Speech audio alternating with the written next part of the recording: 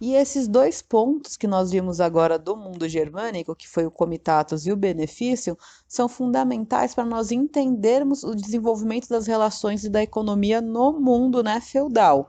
Por que eles vão ser tão interessantes? Porque o comitatus vai ser aí uma base que nós teremos para as relações de fidelidade que nós temos no mundo medieval, onde a gente tem essa relação entre os nobres, que é pautado em laços de fidelidade, e o benefício, né, é fundamental para nós entendermos a economia medieval, que vai também girar em torno, né, de um senhor feudal concedendo terra para os camponeses em troca e para os servos, né, em troca de um pagamento de tributos. Então nós temos aí o comitatus e o benefício sendo as bases do que vai vir se tornar o mundo medieval. Agora que nós vimos, né, já o que são esses precedentes do mundo feudal, vamos entrar aqui mais propriamente na economia.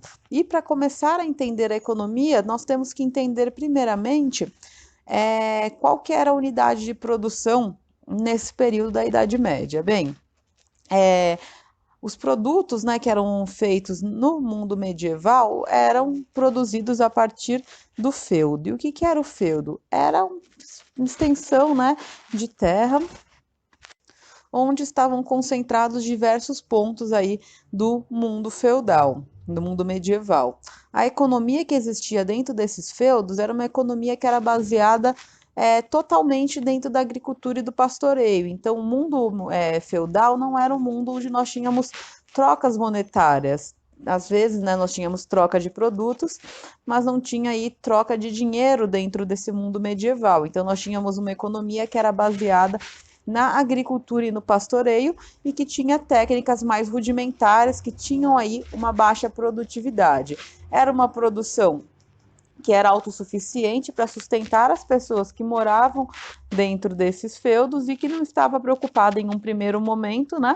Porque isso acaba se transformando quando a gente entra na Baixa Idade Média, mas nesse primeiro momento não estava preocupada com a ideia de lucro. O comércio, quando existia, ele era feito aí por meio de relações de troca. Você trocava um produto por outro produto e quase não existia a circulação de dinheiro nesse período da Idade Média. Em alguns pontos existiam, depois, quando a gente pensa no mundo, né, mais para o Oriente, que ainda está inserido dentro da Idade Média, mas nesse universo feudal nós não tínhamos realmente uma circulação monetária que era considerável.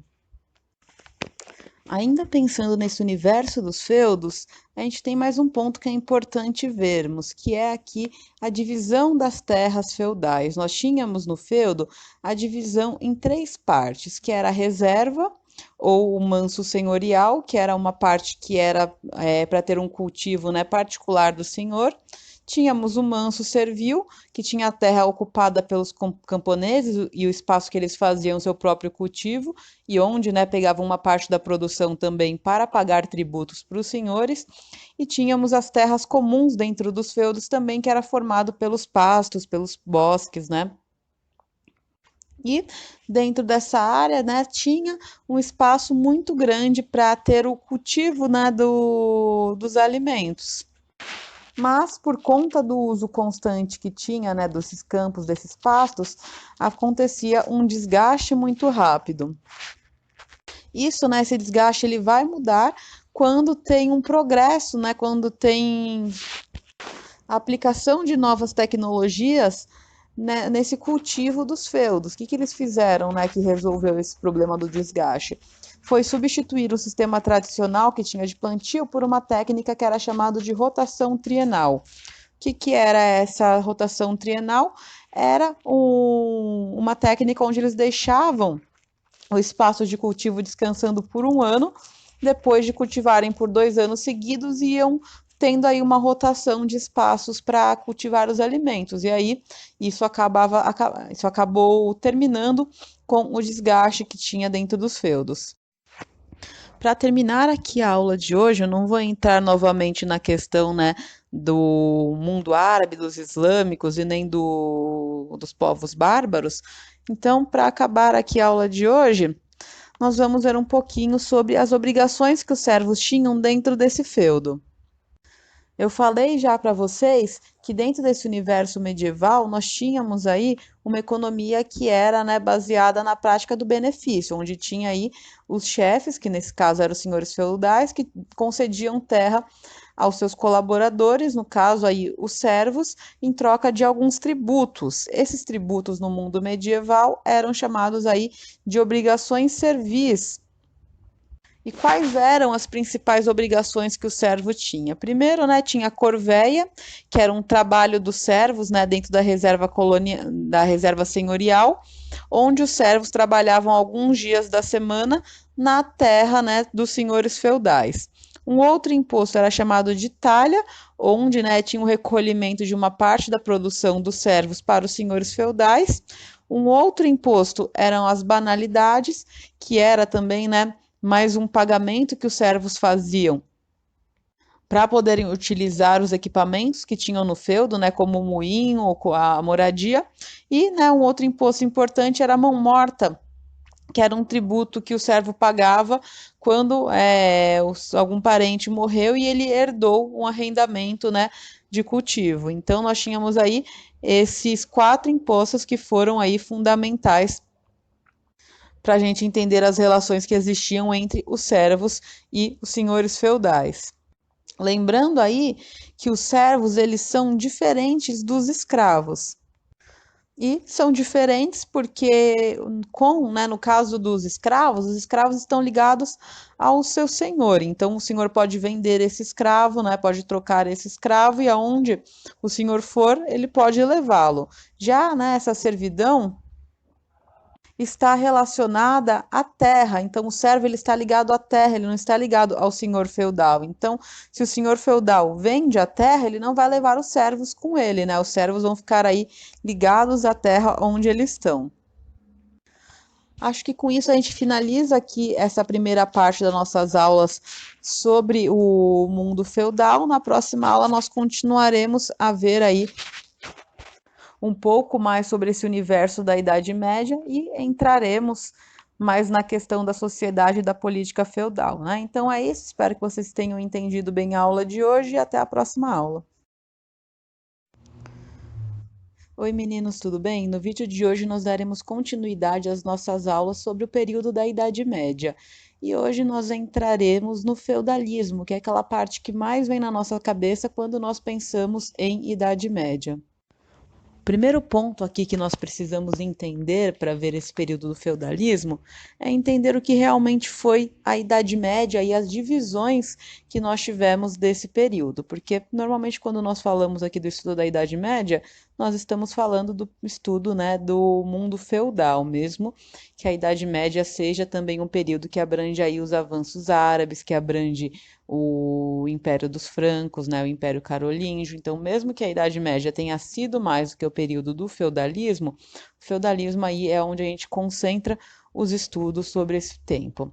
Mas por que, né, se chama Idade Média? O termo Idade Média, na verdade, era uma forma de diminuir o período, né, que nós tivemos aí entre a Idade Antiga e a Idade Moderna. Foi um termo dado lá no período do Renascimento, onde os estudiosos, né, falavam que a Idade Média, por ter sido um período que a produção de conhecimento foi muito centralizada na religião cristã, né, no cristianismo, que não teria havido realmente um avanço cultural nesse período da Idade Média. Claro, né, que nós tivemos uma série de produções que foram feitas durante o período medieval, mas os estudiosos lá do período do Renascimento usam o termo Idade Média e até Idade das Trevas para dar aí um ar pejorativo sobre o que foi o período, né? E por acharem que o período medieval teria sido um período, né, de atraso, de superstição, onde não teria realmente havido um progresso, lá no século XV, no século XVI, quando a gente tem aí a transição da Idade Média para a Idade Moderna, a gente não tem muitos estudos, né, sobre esse momento da história. Mas quando a gente chega lá no século XVIII, século XIX, que é o período do Romantismo, nós temos pesquisas que são mais aprofundadas sobre o período medieval e vai mostrando, né, durante essas pesquisas que começam entre o século XVIII e XIX, as produções culturais que foram feitas no período da Idade Média. Então, nós temos aí um estudo da Idade Média que começa lá no século XVIII, século XIX, no século XX se fortalece ainda mais, vão aparecendo, né, novas temáticas a respeito do período medieval que são estudadas pelos historiadores. E para estudar esse período medieval, nós temos aí uma série de divisões dentro da historiografia. A gente vai se concentrar aqui na aula, né, que é uma divisão que é mais utilizada nos livros didáticos, que é a divisão da Idade Média em duas fases. A Alta Idade Média, que vai lá do século V, com a queda do Império Romano do Ocidente, né, e até o século XII, que é o momento onde a gente tem a cristalização, né, a criação, a formação do sistema feudal, que é então esse período da Alta Idade Média. Depois nós temos o período da Baixa Idade Média, que é o período que vai do século XII, onde o feudalismo já se formou, até o século XV, né, que a gente tem aí a queda do Império Romano do Oriente, né, que seria aí a queda de Constantinopla. E também é um momento onde a gente tem a retomada do comércio, a retomada dos centros urbanos e o início da transição do feudalismo para o capitalismo, que vai se consolidar lá no século XVIII. Então, nós temos aí essa divisão do mundo medieval nessas duas fases: a Alta Idade Média, que vai do século V até o XII, e a Baixa Idade Média, que vai lá do século XII até o século XV. Agora que nós já vimos sobre essa divisão que a gente tem na Idade Média, vamos entrar aí realmente no processo de formação do mundo medieval, do processo de formação do mundo feudal, né? Então, da onde a gente tem a origem realmente desse universo da Idade Média? Lá no Império Romano, a partir lá mais ou menos do século III, mesmo que o mundo romano, né, tenha sido um mundo muito urbano, onde o comércio, né, existia entre as cidades, lá no século III, por conta das invasões dos povos bárbaros que nós vimos no último bimestre, começou a haver uma queda do comércio, começou a haver um deslocamento das pessoas das cidades para os campos, eles estavam buscando proteção contra os invasores, procuravam espaços fortificados, né? E que conseguissem aí viver. Então, teve, a partir do século III, um processo de ruralização dentro do mundo romano, que foi impulsionado aí pela invasão dos povos bárbaros no Império Romano do Ocidente, que é aquela região de Roma. E o que acontece quando a gente tem esse novo momento de ruralização do mundo, né, do Império Romano?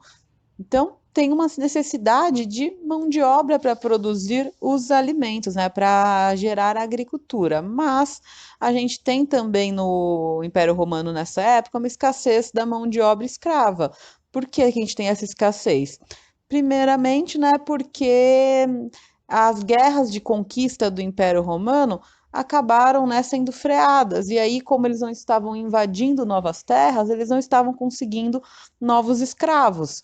E aí isso leva a uma crise dentro das propriedades rurais, porque não tem mão de obra para agricultura. Qual que vai ser a tentativa, né, de solução para esse mundo que está se tornando um mundo rural e que não tem mão de obra escrava para produzir aí a agricultura? Vai ser criado um sistema de arrendamento de terra, né, onde os camponeses que são livres, eles passam a trabalhar também e trabalham, né, em troca de um espaço de moradia e que possam também produzir um pouco para se sustentar. É um sistema, então, que vai surgir que é chamado aí de colonato, que é uma forma de trabalho que vai aí preceder a servidão que vai existir realmente no período medieval. Junto aí com a ruralização desse mundo, né, que a gente tem a partir do século III, e junto com a falta de mão de obra escrava, com o processo de formação do colonato, nós temos, como eu falei para vocês, há uma instabilidade dentro do mundo romano que aconteceu por conta da invasão dos povos bárbaros lá no Império Romano do Ocidente.